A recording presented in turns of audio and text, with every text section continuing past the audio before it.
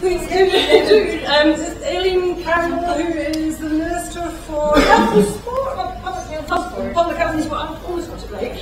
Thank you. Welcome. Thank you very much for inviting me, and I'm sorry I was here a wee bit later, and it was good though to catch the tail end of that discussion there.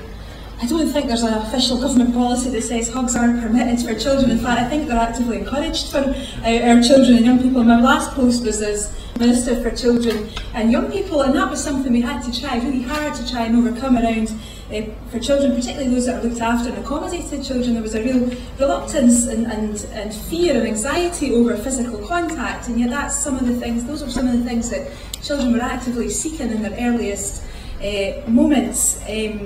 And certainly I think one of the inspirational people I met in my post when I was Children and Young People's Minister was Suzanne Zeedyk, who is the academic in Dundee, and certainly I would actively encourage you to look at some of her work, because she's going around the country and telling everyone to love one another a bit more and exhibit more kindness, and certainly hugs were a big part of that. And for me as well, I think hugs are free, but in terms of what we provide a child, that development, that emotional connection, they're absolutely priceless in what they deliver. So yeah, I think we should be kicking back on some of that, and certainly the official position of the Scottish Government is that hugs are allowed for our children.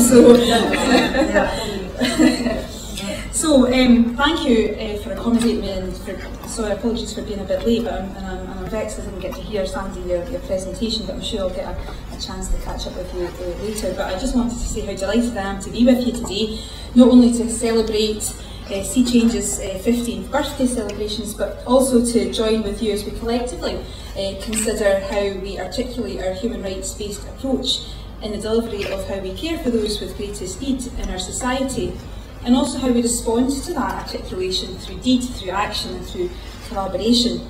The conference theme of being human is beautifully captured in the quote that was offered by Eleanor Roosevelt, which I read. I don't know if that was provided in the packs, who asked where human rights begin, and responded that it was in the small places close to home, the neighbourhoods that people live in, the schools they go to, or the places they work.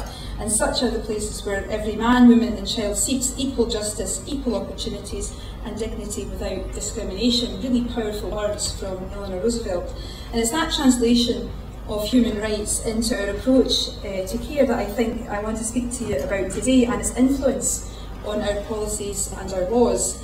But while human rights can or may seem to some as being esoteric, it's important we root it back to those human relationships that we develop and the simple acts of listening, of engaging and empowering. Because, as I've no doubt you've heard already from Sandy, it is those things that are most transformative. And again, I'm vexed I didn't get to hear you, Sandy, but we'll be able to catch up, I'm sure, no doubt. Because human rights belong to everyone, everywhere. They are the basic fundamental rights that we all have, no matter who we are, where we live or what we do. And everyone should be treated with respect to their wishes and their independence, and have the opportunity to live the life that they choose. They're about giving people the opportunity to form real, supportive, meaningful relationships, and they're integral to all our policy delivery and our government commitments. So when the First Minister launched Scotland's National Action Plan for Human Rights in 2013, it was because we wanted to see human rights taken from a legal framework or recommendation and placed firmly into policy and practice. We wanted to empower people, communities and groups to know their rights and to help make a difference. And we believe that everyone should be invited to participate in decision making and society and have a voice in what life means to them. Because our vision is of a Scotland in which everyone is able to live with human dignity and to actively participate in our society.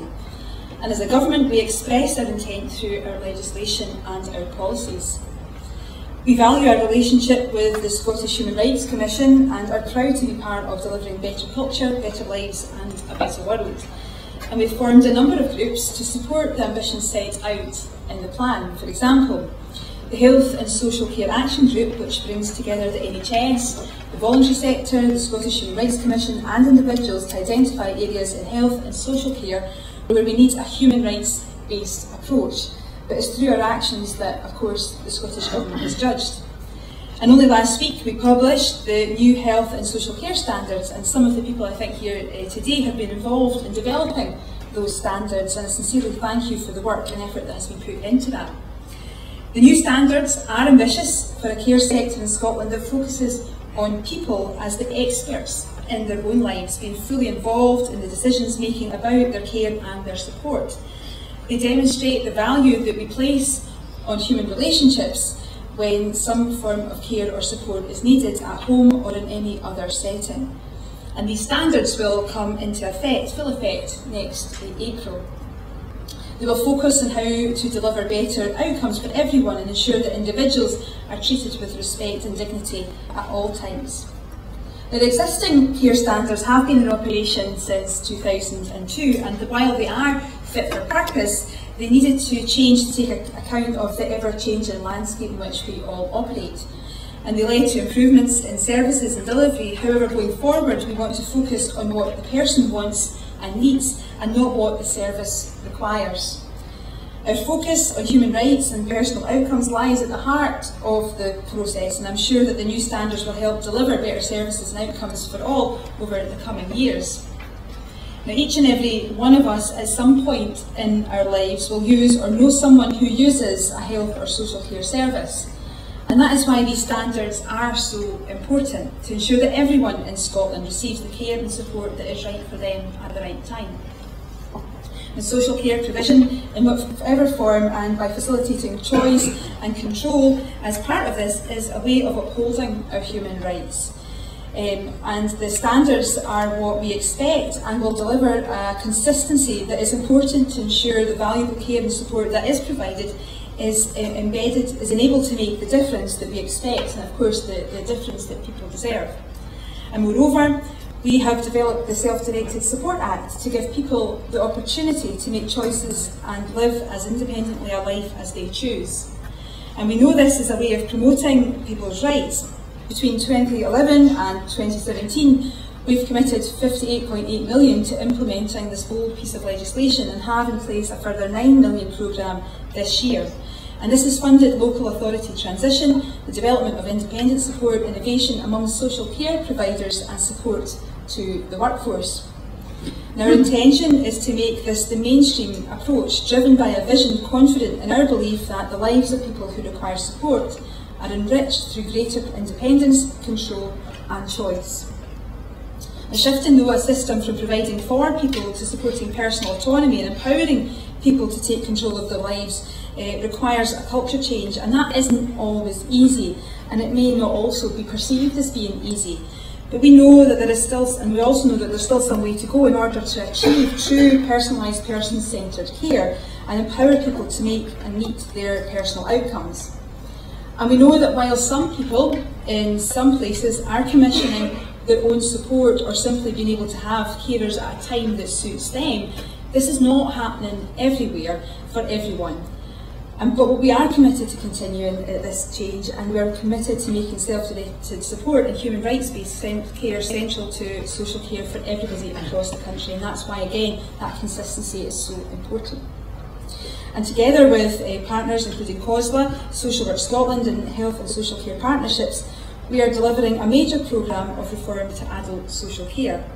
Currently, this is focusing on transforming how care in the home is delivered and the remaining barriers to self-directed support implementation. And we're continuously looking to see how we can enhance this agenda. And this will allow us to make decisions on addressing current challenges and ensure new models of care focus on personal outcomes and not time and task. We ask people right across the country, from social care workers and providers to people requiring social care, what is working and what isn't, and we have listened. And 3 years after the Self-Directed Support Act was published, I launched the Self-Directed Support Implementation Plan for the next 2 years. And this reinforces the focus on human rights and personal outcomes and calls to simplify the message of self-directed support from the 4 options to asking people through good conversations what matters to you. Because I do think at times we may overcomplicate things and forget the fundamental driver of this approach in amongst the jargon and talk of assets and outcomes, when all we are really seeking to understand is what matters and to enable that to happen. So, and I welcome hearing from speakers today about the importance of focusing on human rights aspects of our social care, and I'm delighted today to be able to contribute, because stories and personal testimonies matter in this, and they bring to life the huge impact of the work people do and you do to help enable those things to happen. The work that you do enables lives to be transformed, and it enables people's lives to be happy, to be contented and fulfilled. And again, Sandy, I thank you for sharing your story with us, and it's inspiring, I know, to hear from someone who has turned their life around, because I think that informs us and instructs us to focus on what really matters. Time and time again, people tell me the importance of an initial good quality conversation to achieving true person-centred preventative care. And we need to ensure that social care is about people being supported to live their life in the way that they choose. And for some, this is a challenge to the ways of working that have been built up over a number of years. And for some, we are still trying to bring about a culture shift. But simple solutions are often the best, and sharing, learning and telling stories helps us to remember this. And storytelling, I believe, has the power to truly inspire. Now, I am proud that through the Self-Directed Support Act, we have opened up choice and control to all adults who need support. People in recovery from addiction, people making their way out of the criminal justice system, homeless people, and also children and families. But there is still clearly more work that needs to be done. We want everyone to feel empowered to live an independent life as they possibly can, and we want our health and care systems to be focused on the user, ensuring that individual views and choices are listened to, that they are valued and they're appropriately acted upon, and that services are planned and delivered around their needs. And certainly in my role as Minister for Public Health and Sport, and on behalf of the Scottish Government, we are committed to making this happen and making a human rights-based care approach a reality, not just in some parts of the country, but right across every part of Scotland. And as we continue on that journey, I sincerely look forward to working with you all and others as well to making that vision and that ambition become a reality. And of course, engaging with people who have that real life experience, people like Sandy and others who can inform and instruct the way that we can develop our Scottish-based approach. So thank you for your time. Again, I apologise for being a bit late, but I sincerely do look forward to working with you all on this exciting and transformative agenda. So thank you.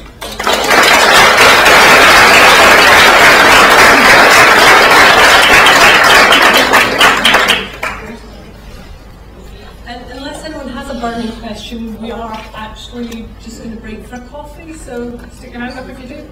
No? Break for coffee then? I've got a quick question. I was ask you in person, I was just going to say there, Minister, that we've listened to you for the last 15 minutes speaking about all of the future proposals and all of the investment.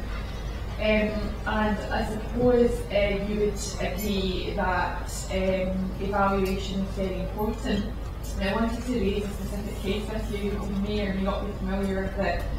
The Mental Welfare Commission reported on a patient, Ms.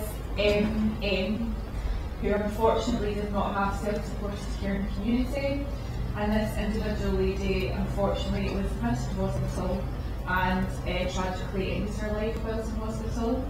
I would like to ask you why, over 2 years, 5 months later, the autism strategy and governance have not implemented any of the outcomes from that report, and it's still outstanding. And I feel that 2 years, 5 months down the line, as a clinician who is actively giving 24-hour consultation to psychiatry and multidisciplinary teams, why I am not having the support of the government outlining how NHS workers implement the outcomes. So as much as I believe that, there's this policy and this strategy, and I firmly believe that you need to not only invest in new projects, you need to maintain the funding and existing projects, but also when you conduct investigations and evaluations, for you not to just throw them on the heap and 2 years, 5 months down the line not have any real development on these outcomes. You must listen to your evaluation processes. I think that those are lots of important points in amongst that, and I think there's always a tendency, if people or governments think that something's not quite working, what do? We'll develop a new strategy, a new approach, shift the landscape again, change the landscape. And sometimes that's legitimate. Sometimes things have to change to be nice and develop because of the changing world around. But sometimes you're right, sometimes it's about just pausing, taking a bit of breath and realising that what we have sometimes is working, that just might need a wee bit of tweak here and there, and that we need to make sure that people who are working in public life in whatever sphere, that you don't feel like somehow we're not listening, and that your views when you're expressing them are, I think in your words, being thrown in a heap, because that sincerely is not the intention of any minister at all. And I'm happy, you know, maybe in the course of the point we have our coffee, just to take a note of your name, work out what we can do in terms of getting the right government officials to take on board your views and making sure that there is dialogue there. Because there is, you know, there's a huge amount of good bits of legislation, policy. Sometimes in Scotland we forget in many of these areas that we can be world leading and that we can be setting the pace for the rest of the world to emulate. And sometimes we forget about, I think that when we're inside the country and trying to kind of make best in what is a challenging circumstance, both in terms of the demands that are placed upon you, that you do on our behalf, but also financially as well. I don't think any one of us kind of miss,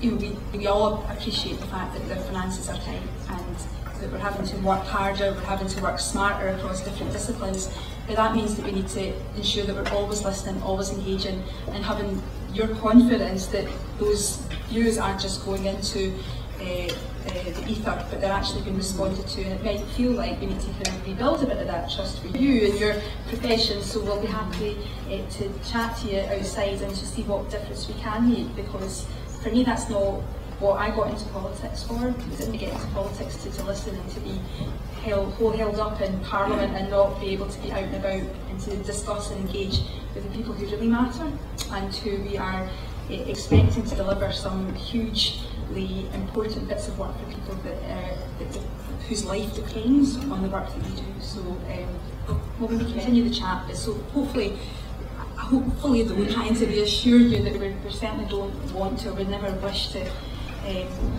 not be in listening or engaging. Thank you very much.